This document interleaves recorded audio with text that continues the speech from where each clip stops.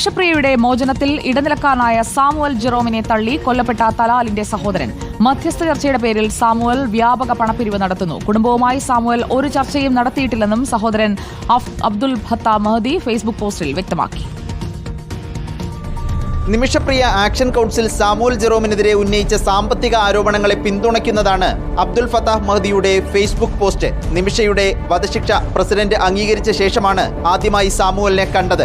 വധശിക്ഷ ശരിവെച്ചതിൽ സാമുവൽ സന്തോഷത്തോടെ തന്നെ അഭിനന്ദനം അറിയിച്ചു. ഈ കേസുമായി ബന്ധപ്പെട്ട് സാമുവലിന്റെ അവകാശവാദങ്ങളെല്ലാം കളവാണ്. മധ്യസ്ഥ ചർച്ചയ്ക്കായി ഒരു തവണ പോലും സാമുവൽ തലാലിന്റെ കുടുംബത്തെ കണ്ടിട്ടില്ല. തന്റെ സഹോദരന്റെ രക്തം വെച്ച് സാമുവൽ ജെറോം കച്ചവടം നടത്തുകയാണെന്നും അബ്ദുൽ ഫത്താഹ് മഹദി ആരോപിച്ചു. നിമിഷയുടെ മോചന ശ്രമങ്ങളുടെ പേരിൽ സാമുവൽ $40,000 കൈപ്പറ്റി. ഇപ്പോൾ $20,000 കൂടി പിരിച്ചെടുക്കുകയാണെന്നും മഹദിയുടെ ഫേസ്ബുക്ക് കുറിപ്പിൽ പറയുന്നു. നേരത്തെ സാമുവലിനെതിരെ നിമിഷപ്രിയ ആക്ഷൻ കൗൺസിലും രംഗത്തെത്തിയിരുന്നു. കേസിൽ തലാലിന്റെ കുടുംബം ശക്തമായ നിലപാട് സ്വീകരിക്കുന്നത് നിമിഷപ്രിയയുടെ മോചനത്തിന് തിരിച്ചടിയാകും. ഇതോടെ മോചന ചർച്ചകളും വഴിമുട്ടുകയാണ്. യമനിലെ സാമൂഹ്യ പ്രവർത്തകനാണ് ആരോപണം നേരിടുന്ന സാമുവൽ ജെറോ.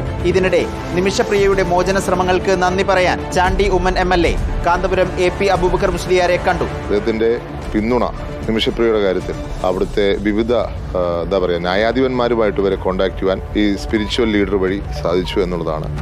റിപ്പോർട്ടർ, ദില്ലി.